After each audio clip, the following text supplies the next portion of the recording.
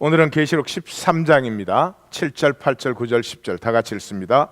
또 권세를 받아 성도들과 싸워 이기게 되고 각 족속과 백성과 방언과 나라를 다스리는 권세를 받으니 죽임을 당한 어린 양의 생명책에 창세 이후로 이름이 기록되지 못하고 이 땅에 사는 자들은 다 그 짐승에게 경배하리라. 누구든지 귀가 있거든 들을지어다. 사로잡힐 자는 사로잡혀갈 것이요 칼에 죽을 자는 마땅히 칼에 죽을 것이니 성도들의 인내와 믿음이 여기 있느니라. 아멘. 오늘 계시록 13장은 제목을 생명의 지극히 당연한 이야기 그렇게 잡았습니다. 계시록을 해석하는 분들이 제일 많이 신경을 쓰는 게 이 13장인 것 같아요. 짐승이 나오고 뭐 666이 나오고 그러니까. 근데 사실은 내용적으로 보면은 13장은 별로 중요하지 않은 장입니다. 당연한 얘기를 적고 있는 것이고, 중요한 부분은 다시 한번 말씀드리지만 11장의 마지막 부분과 이 14장, 이 12장, 13장을 둘러싸고 있는 반드시 하나님의 심판이 있다. 구원과 멸망은 반드시 갈라진다. 하나님의 약속은 반드시 이루어지는 것이다 하는 것이 훨씬 더 내용적으로는 중요한 것이죠. 그 얘기를 이 용과 짐승을 통해서 12장, 13장에 담고 있는 것인데, 현상적인 우리는 그 현상적인 게 막 번쩍번쩍하니까 12장, 13장을 굉장히 중요하게 생각을 하지만 내용적으로는 그것을 둘러싸고 있는 부분이 훨씬 더 중요하다. 바다에서 나온 짐승과 땅에서 나온 짐승, 두 짐승의 이야기가 13장입니다. 이것은 요한계시록이 전체가 그러지만 다니엘서에서 가장 많이 인용이 되고 있고, 나머지는 에스겔서에서 대개 인용이 되고 있습니다. 그래서 여기에 나오는 짐승의 이미지들은 다니엘서에서 다 나오는 것이다 하는 것을 알 수 있어요. 제가 지금 일일이 얘기 드리지 않겠지만 뭐 7머리의 10뿔, 그 다음에 13장 12절에는 표범, 곰, 사자 이렇게 나오는데, 다니엘서 7장 3절 6절에서는 사자, 곰, 표범 이렇게 거꾸로 나오죠. 그러니까 사실은 역사를 다니엘서는 앞으로 올 것을 내다본 것이고, 지금은 지나간 다음에 돌아보니까 순서가 딱 거꾸로 되게끔 돼 있죠. 13장 4절은 큰 권세를 받았다. 5절 42달 일할 권세를 받았다. 6절 하나님을 해방한다. 7절 상 성도와 싸워서 이긴다. 7절 하 세상을 그 주어진 기간 동안 주관한다. 전부 다니엘서에 있는 내용들입니다.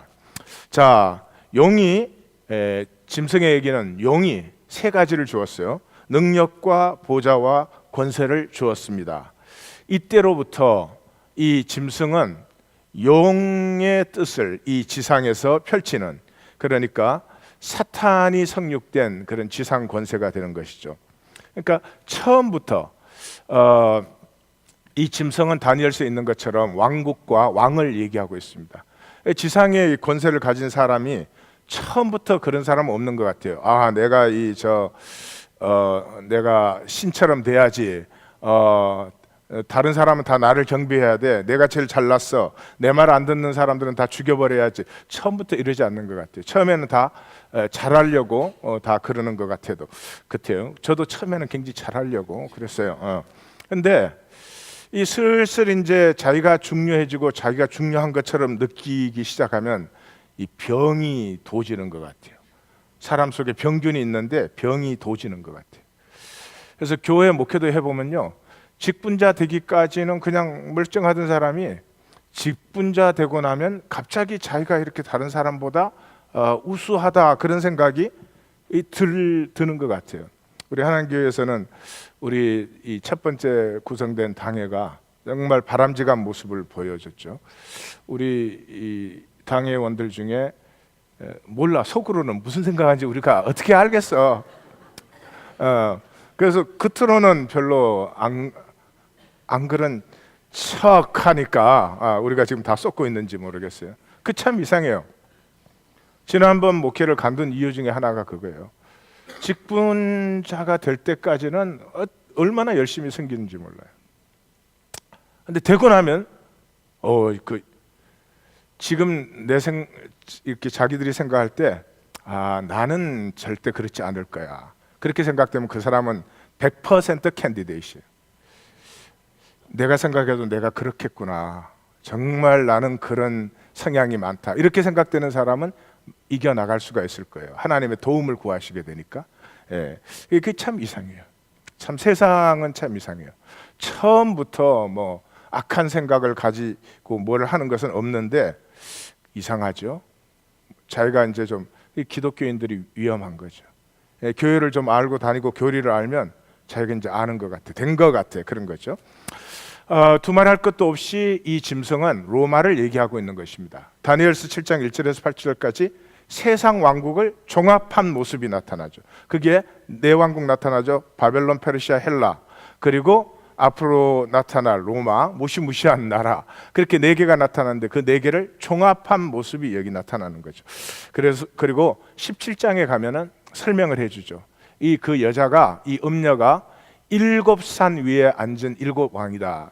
로마가 7 언덕으로 만들어진 도시예요. 그래서 7 hills city 그렇게도 부르죠. 그래서 로마라고 하는 것을 아비우스하게 설명을 해주고 있어요. 이 짐승이 가진 권세는 불행하게도 멸망의 권세입니다. 생명의 권세가 아니고 살리는 권세가 아니고 멸망의 권세예요. 6절에서 짐승이 입을 벌려 하나님을 향하여 비방하되 그의 일원과 그의 장막곧 하늘에 사는 자들을 비방하. 여러분 이걸 풀 때 다들 종교적으로 자꾸 푸는데 무슨 하나님을 막 욕하거나 그런 게 아니죠.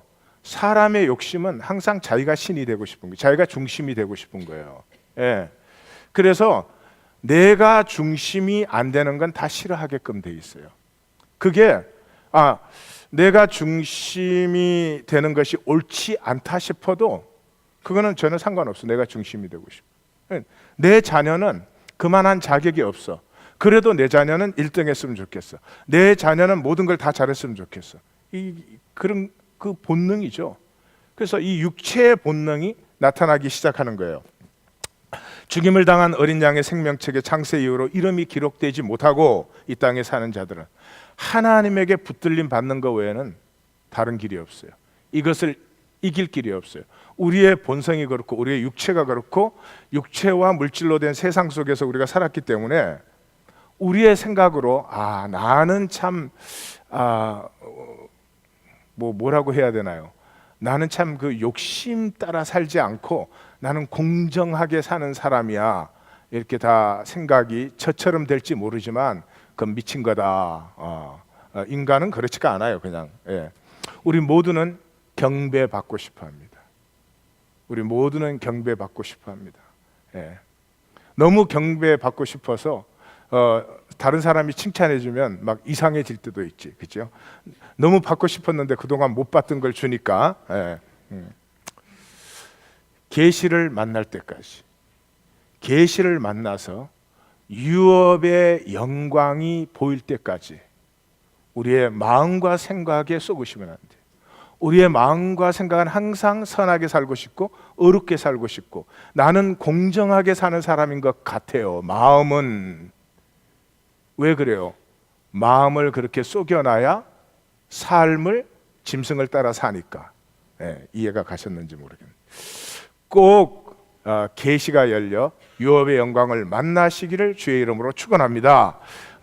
그렇게 사는 게 복이 된다 그러면 하나님 살으라 그럴 거예요. 그게 뭐 인간의 그냥 사는 길인데 그걸 굳이 막으려고 하지 않을 거예요. 그런데 그걸 하나님이 그렇게까지 막는 것은 그것이 멸망의 권세이기 때문에 반드시 그렇게 돼 있어요. 그냥 한 가정 안에서도 자기도 멸망시키고 가족도 멸망시키고 그래요. 우리의 자녀들을 우리 성도님들은 어떻게 생각하시는지 모르지만 얼마나 억눌러 놨는지. 우리의 불안과 두려움. 왜 불안과 두려움이 있어요? 욕심이 있기 때문에 욕심이 없으면 불안과 두려움이 없지. 이 불안과 두려움 때문에 우리의 자녀들을 얼마나 억눌러 놨는지. 이미 억눌림 받는 DNA를 가지고 태어난 아이들을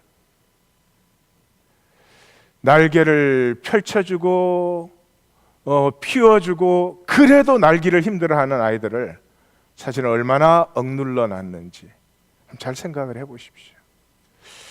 우리의 삶과 심령과 가정과 교회에서 이 짐승의 멸망할 권세는 발도 못 디디는 우리 하나님 교회와 우리 성도님들의 삶이 되실 줄 믿습니다. 되실 줄 믿습니다. 깨어서 기도하는 것 외에는 다른 길이 없습니다. 깨어서 기도하는 길이. 이렇게 설교하는 저는 어떨까요? 항상 내 중심이 되기가 쉬울까요? 되어서 쟤는 또 왜 저래? 이게 쉬울까요? 오 거룩한 성도들이여, 어찌 그리 사랑스러운고 이게 쉬울까요? 뭘 기가 막히다시 웃어. 30년 목회를 했는데도 지금도 앉는 순간에 싸우고, 일어서는 순간에 싸우고, 말씀 전하러 오기 전에 싸우고, 전하고 나면 싸우고. 아담에서부터 내려온 거예요. 아담에서부터. 이게 나 하나 뭐 이렇게 똑바로 해가지고 될 수 있는 일이 전혀 아닌 것입니다.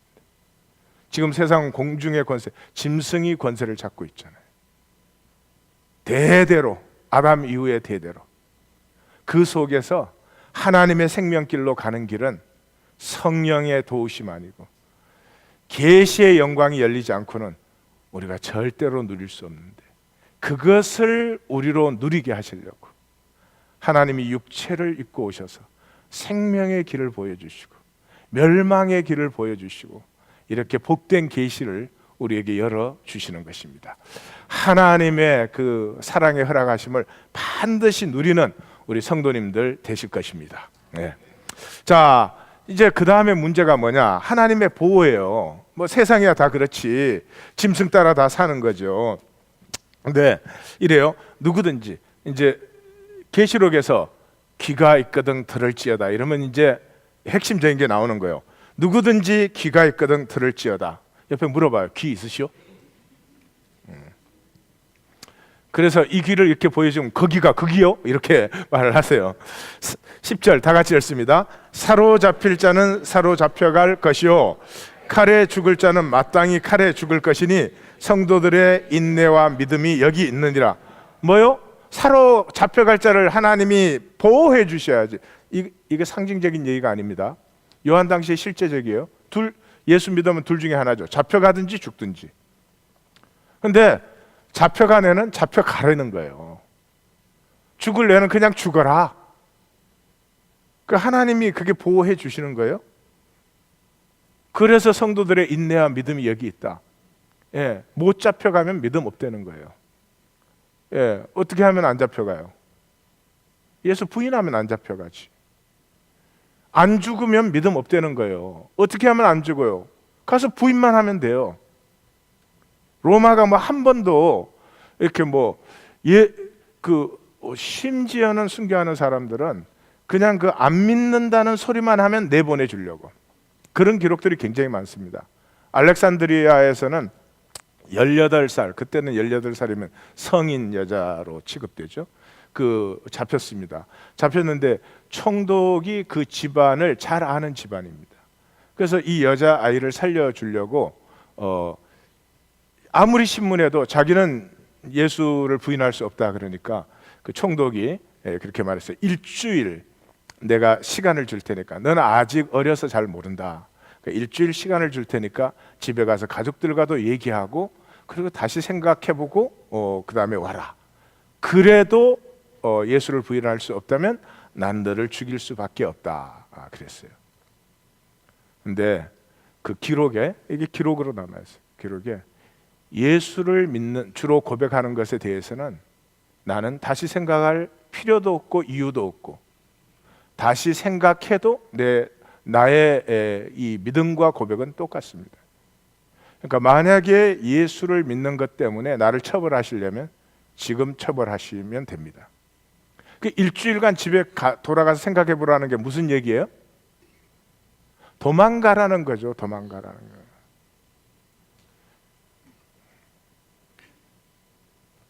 다르죠. 이것은 이 계시가 열리고 그 유업의 영광이 보이지 않으면 육체의 인간은 이룰 수는 없습니다. 계시가 열려 유업의 영광을 봤다는 뜻이죠. 순교가 뭐예요? 순교가 세 가지의 완성 아니에요. 첫째는 가치의 완성이에요. 내가 예수 그리스도가 가장 귀한 가치라고 고백을 했어요. 근데 딱 죽을 때 되니까 아니야 그래요. 그러면 그 가치 인정한 게 아니지. 두 번째, 증거의 완성이죠. 내가 예수를 그리스도라고 증거했어요. 근데 딱 죽을 때 되니까 그건 아니에요 그랬어. 그럼 증거한 게 아니지. 증거가 완성된 게 아니죠. 그 다음에 무엇보다도 신앙의 완성이죠. 내가 예수 그리스도를 믿는다고 따랐어요. 근데 죽을 때가 되니까 아니야 그래요. 그러면 신앙이 아니죠. 사실은 순교에서 우리의 이 생명의 세 가지, 가치와 증거와 신앙이 완성되는 것입니다. 이 사도 공동체 시대의 순교자들은 물론 그러한 순교를 했지만 우리는 사실은 매일매일의 삶에서 점검을 해야 되겠죠.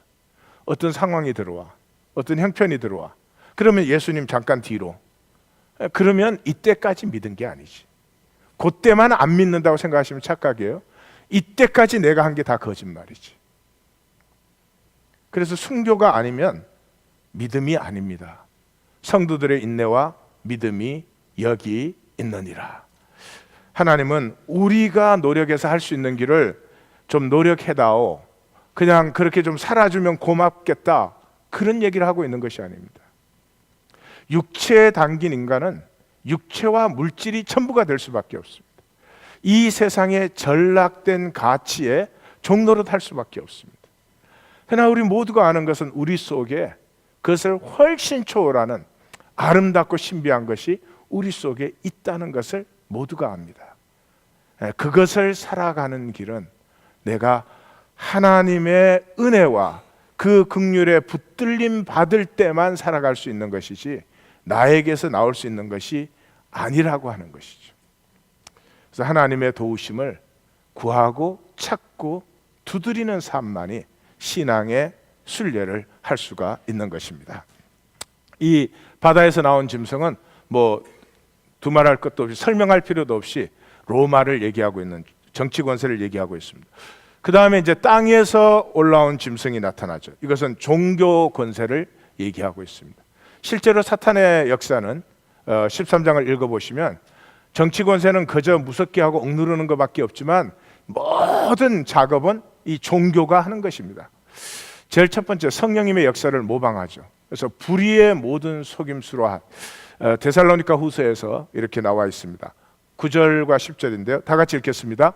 악한 자의 나타남은 사탄의 활동을 따라 모든 능력과 표적과 거짓 기적과 불의의 모든 속임으로 멸망하는 자들에게 있으리니. 예, 그렇습니다. 능력과 표적과 기사를 행하는데 전부가 속임수예요. 속임수예요. 누가 속을까요? 여러분, 누가 속을까요?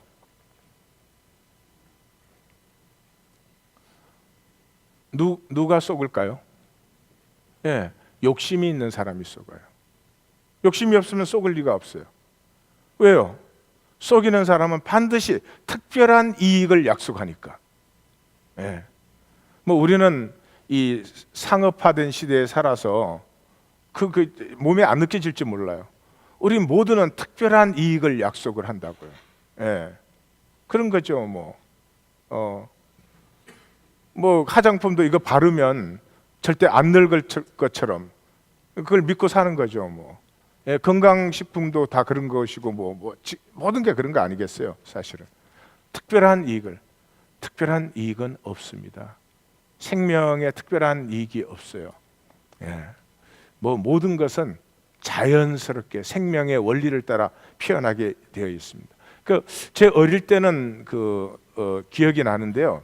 어떤 사기가 유행했느냐 그러면 그때만 해도 사기라는 게 막 센세이션했어요. 이런 일이 일어나다니. 그런 게 제가 한 3, 4학년 때인 것 같아요. 그래서 그 사람들이 이렇게 집에 들어와서 이상한 주소를 물어요. 그러면 그런 주소가 근처에 없으니까 없다고 그러니까 시골에서 친척을 찾아왔는데 이게 진짜 꿀인데 주려고 갖고 왔는데 이게 어떡하냐, 이게 돌아갈 차비가 없는데 이 팔아서 가야 된다는 거예요. 그래서 싸게 주겠다는 거예요. 그래서 우리 엄마가 꼴까닥 했을까요? 안 했을까요? 예? 우리 엄마를 지금 졸로 보는 거예요. 예. 다행히 우리 엄마는 그때 집에 없어서 꼴까닥 안 했어. 옆집 아줌마가 꼴까닥을 했다니까. 예, 나중에 보니까 모든 다 완전 가짜죠. 그때만 해도 그런 게 너무 센세이션했어요. 와, 사람들이 이렇게 속이다니, 그게 믿어지지 않는 일이었어요. 요새는 맨날 속이니까. 여러분, 종교의 설교를 어떻게 생각하십니까? 종교의 설교가 뭐를 얘기하고 있다고 생각하십니까? 믿으면 특별한 이익을 받는다고 혹시 듣지 않으셨습니까? 그리고 그게 혹해가지고 종교에 나오신 거 아닙니까?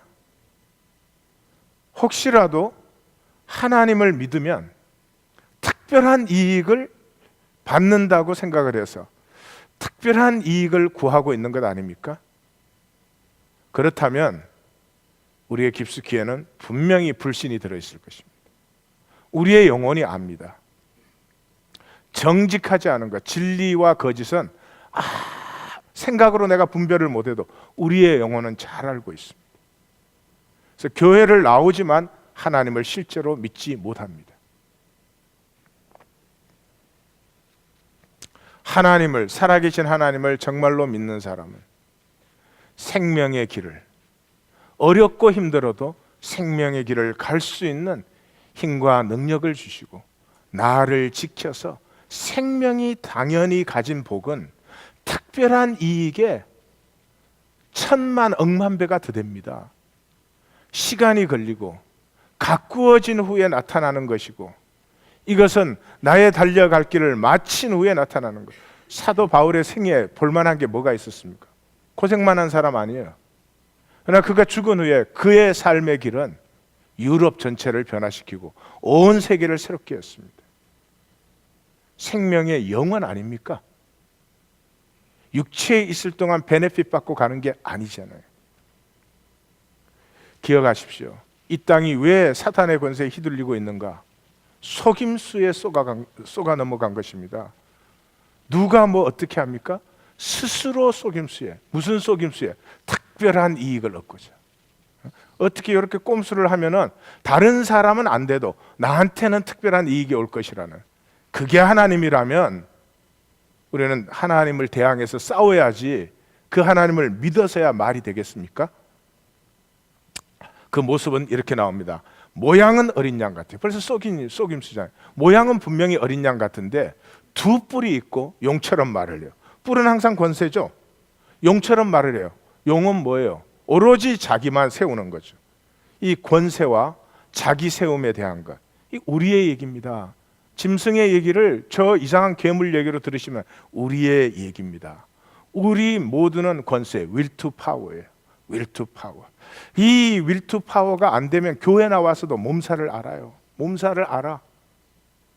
하나님 앞에 나왔으면 하나님을 사랑하고 하나님의 길을 배우려고 하고 그 하나님을 기뻐하고, 그러면서 내 뿌리로부터, 내 영으로부터 새로운 것이 피어나기 시작하고, 내 안에 이렇게 아름다운 것이 있었나? 내 안에 이런 것도 있었구나. 스스로 놀라워하고 스스로에게 떳떳하고 복되고 그런 삶이 피어날 텐데 10년, 20년, 30년을 다니고 조금도 달라지지 않을 수 있어요. 왜? 속임수에 속아서. 하나님 믿으면 특별한 이익을 받는 줄 알면, 하나님을 믿으시면 특별한 이익에 억만 배가 넘는 생명의 복을 누립니다. 생명의 복을 누립니다. 옆에 분에게 나의 달려갈 길을 마친 후에 나의 영광은 눈부실 것입니다. 선언하십시오. 그 육체에 있는 동안 will to power, 육체에 있는 동안 내가 조금 더 인정받았으면 좋겠어. 그 인정받아야 뭐예요? 다음 날 변한다니까. 이렇게 뭐 밥 한 그릇 사주면 식당 나올 때까지 기분 좋아. 헤어지고 나면 누가 사줬는지 기억 안 나. 그런 시시한 걸로 살지 말래. will to power. will to power로 사는 사람들의 성이 다 삐씨요, 삐씨. 삐돌이, 삐순이. 벌씨도 있다. 벌컥이, 벌컥순이 막. 예. 그다음에 이 속임수에 뭐 반드시 들어오는 게 뭐예요? 이적을 흉내내죠. 이적을 흉내내요. 그 인간에게 있는 것 같아요. 그 저는 중학교 때 제 친구랑 가서 007 영화를 처음으로 봤어요. 그 다음부터 상상이 자꾸 돼요. 내가 막 007이 돼가지고 막 악한들을 이렇게. 그때 내가 갔을 때는 그게 그 제임스 반드가 의자를 거꾸로 딱 앉더라고요. 그래가지고 클래식 시간에 의자를 거꾸로 놨다가 선생님한테 맞았지만. 그 지금도 생각하면 그 학생이 뭐 의자를 똑바로 앉든 거꾸로 앉든 그 놔두지 왜 그걸 꼭 때릴까? 그 참 교육이 이상해. 그래 제가 예수를 영접했을 때는 20대잖아요. 20대 초반이잖아요. 그러면 이제 다 컸잖아요. 그런데도 제 기억나요. 예수를 믿고 처음에 상당 기간 동안은 그 이상한 생각을 해요. 막 내가 기도하면 뒤에 영광이 좀 나타났으면 좋겠어. 그래서 사람들이 너무 놀라워해. 오, 이학권 짐승이여. 그땐 그게 짐승인 줄 몰라. 짐승의 욕망인 줄 몰라. 내가 특별해지고 싶은. 근데 그 특별함은 뭐예요? 나를 가리는 특별함이죠.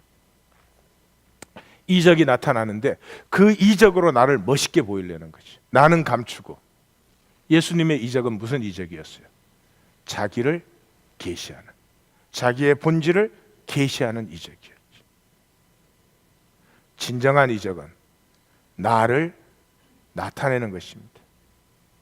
내가 부족할 때 미안합니다.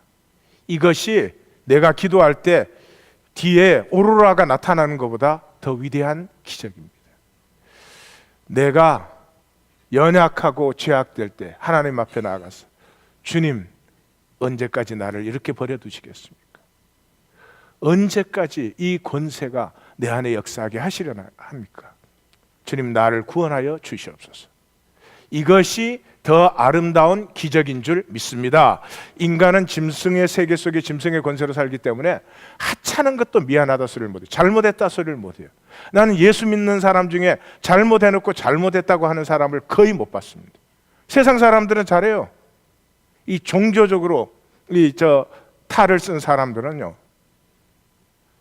이민교회는 얼마나 많이 싸웠어요. 싸우고 나서 서로 사과하는 거 봤어요? 없어요.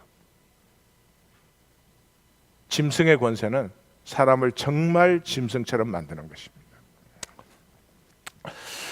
그리고 두말할 것도 없이 미혹의 영이죠. 미혹의 영. 이 미혹은 궁극적으로 뭐를 미혹해요? 경배를 미혹하는 거죠. 14절, 땅에 거하는 자들을 미혹하여 이르기를 칼에 상하였다가 살아난 짐승을 위하여 우상을 만들라. 경배는 가치죠. 예배가 가치다 그랬죠. 그러니까 경배한다는 것은 그것을 위대하거나 절대하거나 영원한 가치로 인정하는 것이죠. 그래서 이 가치가, 경배가 바뀌었다는 것은 가치가 바뀌었다는 것이고, 경배가 전락했다는 것은 가치가 전락했다는 거죠. 스스로 지혜 있다 하나 썩어지지 아니할 하나님의 영광을 사람과 금수와 우상과 버러지 형상의 우상으로 바꾸었다. 가치가 전락되었죠. 가치가 전락된 게 경배가 전락된 거죠. 그러니까 우리는 무엇을 가치로 여기고 있습니까? 그러기 쉽지 않아요. 교회를 다니지만 실제 가치는 돈이기가 쉽지 않아요. 교회를 다니지만 실제 가치는 육체이기 쉽지 않아요. 내가 하나님 앞에 얼마나 성결하고 하나님 앞에 얼마나 깨끗한가 보다는 교회 나올 때 사람들 앞에 얼마나 그럴듯한 옷을 입고 내 용모가 어떻고 그게 더 신경을 쓰기가 쉽지 않아요? 아비우스리 오늘 아침에 신경 쓴 사람이 없구만. 그 미혹의 목적이 뭐예요? 짐승을 경배케 하는 미혹의 목적이. 미혹에서 뭐 짐승을 경배한다는 것은 이 가치가 전락된 것이죠. 이거 뭐 어떻게, 이거 13장은요 그냥 우리 얘기인 것을 아셔야 돼요. 짐승이 저 무슨 괴물, 우리 얘기예요. 영원하고 절대적인 생명 가치가 보일 때까지, 봄이 열릴 때까지 그냥 그렇게 사는 거죠. 철학 공부를 해서 사상 공부를 해서 종교 생활을 해서 그래서 생각으로는 절대 가치는 그게 아니다 그런다고 우리의 삶에서 돈이 중심이 안 됩니까? 어쩔 수가 없죠. 이 예언의 말씀을 읽는 자와 듣는 자와 그 가운데 기록된 것을 지키는 자가 복이 있나니 계시를 만나셔서 봄이 열리시기를 주의 이름으로 축원합니다. 그것이 표를 받은 것이에요. 이 표가 뭐냐? 이마에 받냐? 손에 받냐?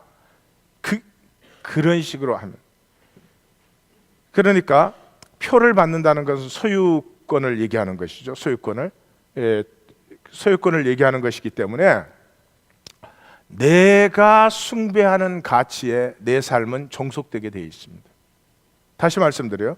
내가 숭배하는 가치에 내 삶은 종속되게 되어 있습니다. 세상의 종로로 다시면 종이 되는 것입니다. 하나님에게 종로로 다시면 자유하게 되는 것입니다. 자, 그 표가 매매표라고 하고 있습니다. 매매표. 우리는 지금 우리 시대의 이 매매를 생각하니까 굉장히 오해를 해요. 우리 시대는 뭐든지 매매잖아요. 뭐든지 돈 주고 사야 되잖아요. 점점 이제 돈이 중요해지죠. 그런데 사도 요한의 당시에는 매매품이라고 하는 것은 사치품이었습니다. 일반 우리 생활 필수품은 사고 팔고 하는 것이 거의 없었습니다. 그건 거의 자급자족이죠. 그리고 필요한 것은 좀 바꾸어서 쓰는 것이지. 그러므로 지금 현대 사회처럼 매매를 생각하면 안 되죠. 이것은 상업 허가증 또는 무역 허가증입니다. 그 당시에 무역 허가증이 없는 사람은 무역 못했죠. 누가 돈 벌었죠? 무역하는 사람들이 돈 벌었죠. 그래서 누구든지 이 표를 가진 자 외에는 매매를 못하게 하네. 이 아침에 시간이 너무 부족하네. 여러분, 우리의 자본주의법은 어디서 나온 법이죠? 바알법에서 나왔습니다. 바알법을 꽃피운 나라가 어디예요? 카르타고였어요. 카르타고. 이 카르타고가 있기 전에 역사가들이 이 사람들이 어디서 왔는지 아무도 몰라요. 씨피플이라고 부릅니다. 그 사람들이 지중해 연안에서 아프리카 북부로 간 건 카르타고가 되고 이 팔레스타인 쪽으로 온 것은 페니키아가 되었습니다. 페니키아의 왕녀가 누구였죠? 이세벨이었습니다. 아합과 이세벨 아시죠? 그래서 이 씨피플이라고 하는 사람들, 이 사람들이 무역을 하는 사람들이었습니다. 그래서 이 무역 바알법을 가지고 꽃을 피운 것이 카르타고와 이 페니키아인데, 로마가 카르타고를 점령할 때 로마가 카르타고를 점령했지만 법은 카르타고의 법을, 카르타고는 군대 한 명 없이 지중해 전체를 정복했던 사람들 아니에요. 그래서 로마가 그대로 받아들였습니다. 지금 세계법의 모체가 무슨 법이에요? 로마법이죠. 전 세계가 바알법으로 살고 있는 것이에요. 그게 뭐예요? 자본주의법이에요. 자본주의법. 그럼 바알법과 야해법의 차이가 뭐예요? 핵심 차이가 땅에 있어요. 땅이에요. 어디든지 부동산의 사유제도가 없어져 버리면 이 나누어 함께 사는 것이 쉬워집니다. 홍콩과 한국은 이 경제적으로 성공했죠. 왜 그래요? 6.25 직전에 홍콩과 한국은 토지개혁법을 시행했습니다. 그래서 토지를 농사짓는 사람들에게 나누어 줬죠. 그런데 베트남은 어떻게 했어요? 끝까지 지주들이 갖고 있었죠. 그래서 전쟁이 일어났을 때 자기 땅도 아닌데 목숨 바쳐서 싸웁니까? 베트남 멸망했잖아요. 홍콩과 한국은 일어났지요. 지금도 제3세계 저렇게 가난하죠. 온갖 짓을 다 하죠. 그럴 필요 하나도 없어요. 땅을 그 사람들에게 똑같이 나누어 줘봐요. 빈부의 격차가 확 줄어들어 버려요. 그리고 나눔의 삶은 기본적으로 이루어지기 시작합니다. 땅을 부자들이 다 가지고, 그죠? 뭐 우리나라도 남대문은 김우중 땅, 서소문은 정주영 땅, 독도는 우리 땅, 그런 시절이 있었잖아요. 지금도 똑같기는 똑같지만, 아니 그렇게 된 상태에서 경제 개혁을 아무리 단행해도 되지 않습니다. 성경은 참 이상하죠. 아주 심플한 걸 단순하게 얘기하는데 인간의 법을 100만 가지를 합한 것보다 훨씬 더 능력이 있어요. 그래서 18장에 나옵니다. 18장에 그 나오는 말들이 뭐예요? 음행, 왕들, 음행, 상인, 사치, 음행, 사치, 왕들, 상인, 상품, 그 다음에 뭐 각종 삽시품, 금은보석, 진주, 생화포, 자주옷감, 붉은옷감, 비단, 향목, 상아, 구리철, 대리석, 계피, 향료, 향유, 유황, 포도주, 감람류, 심지어 마지막에 뭐가 나요? 사람의 영혼이 나오죠. 노예들, 사람의 영혼까지. 절대로 매매 품목이 될 수 없는 것들을 매매 품목으로 만들어 놨어요. 지금 결혼은 결혼입니까? 매매입니까? 지금 결혼 매매입니까? 결혼입니까? 매매입니다. 남자든 여자든 자기 매매 가격을 잔뜩 높인 다음에 거래하려고. 그래서 결혼 연령이 점점 늦어져요. 요즘은 뭐 아파트 준비해놔야 되고 기본적인 수입 있어야 되고, 우리 다 다행히 그 전에 결혼을 했어요. 안 그러면 그냥 바겐 세일 되는 거예요. 그 바겐 세일 안 되려고 그냥 해서, 그래도 꽤 잘한 사람은 요즘 한국은 35세가 정년입니다. 결혼 정년이 35세 돼야 겨우 조건을 마련을 해요. 근데 못한 사람이 훨씬 더 많죠. 지금 결혼 아닙니다. 매매입니다. 젊은 사람들이 그 정도의 기백도 없어요. 우리 꿈과 가슴으로 만나서 함께 갖고 만들어 가보자, 이게 없어요. 그래서 도대체 아파트 다 준비되어 있어, 차 다 준비되어 있어, 수입 다 준비되어 있어. 그럼 무슨 재미로 살아? 아니, 무슨 재미로 사냐고요. 그러니 타락할 수밖에 없지. 그러니 유치원부터 입학 경쟁이 생기는 이런 말도 안 되는 짓거리들을 부모들이 돈을 갖고 하고 있죠. 짐승의 표를 받으면 반드시 매매해요. 목회자도 매매되는 세상이에요. 네? 좀 잘하면 큰 교회에서 사간다고. 나도 곧 팔릴지 몰라. 조심해. 계속 월급 안 올려주다가 언젠가 후회할 거야. 매매가 뭔지 보이십니까? 매매가 뭔지 보이십니까? 물건 사고 판다는 게 아니에요. 그래가지고 무슨 뭐 크레딧 카드가 666이다. 그런 한심한 얘기를 하니 생각 있는 사람들이 교회로 오려고 하겠어요? 계속 나오죠. 상품, 상인, 부, 선장, 선객, 선원. 그때 무역은 전부 바다로 했으니까 바다에서 일하는 자들, 바다에서 배부리는 모든 자들 상품으로 치부하였더니, 자본주의, 모든 것을 매매화시키는 이유는 딱 한 가지입니다. 사치하고 음탕하기 위해서. 육체와 물질 두 가지밖에 없어요. 사치하고 음탕하기 위해서. 그게 무슨 기쁨입니까? 생명의 기쁨을 알지 못하면 그거밖에 없겠죠. 생명, 내 안에 있는 이 생명, 아름답고 신비하고 이 세상에 살아도 여전히 깨끗한 것을, 아무리 타락한 사람도 깨끗한 것을 사모합니다. 아무리 타락해도 자기 자식 보고도 너도 타락해라 이런 사람 없어요. 나 보니까 안 그러더라고. 너는 깨끗하게 살아라 이러지. 자식은 꿈을 꾸어주기를 바라지. 예, 돈 벌으라는 포기는 못해도 그것이 우리의 영혼이에요. 우리의 영혼이에요. 하나님께로 받은 생명, 영혼은 너무나 아름답습니다. 이 예언의 말씀을 읽는 자와 듣는 자와 그 가운데 기록된 것을 지키는 자들이 복이 있나니 반드시 2015년은 생명의 복을 누리는 해가 될 것입니다. 자, 이 땅의 짐승의 정체는 뭐냐? 거짓 선지자예요. 그거 어떻게 알아? 19장에 얘기해놨어요. 19장 20절 다 같이 읽습니다. 짐승이 잡히고 그 앞에서 표적을 행하던 거짓 선지자도 함께 잡혔으니 이는 짐승의 표를 받고 그의 우상에 경배하던 자들을 표적으로 미혹하던 자라. 이 둘이 산채로 유황불 붙는 못에 던져지고. 마지막 심판 때 거짓 선지자라고 되어 있죠. 거짓 선지자는 종교만 거짓 선지자예요. 이 세계 제1등 거짓 선지자 광고, 제2등 거짓 선지자 부모냐 교육이냐 따지기에 달려 있어요. 한 교육학자는 우리가 이 세상에 태어나서 가장 먼저 만나는 거짓 선지자는 부모이다. 세상 가치를 그대로 세례를 퍼부어 주니까 이 온 세상이 거짓 메시지에 쌓여 있습니다.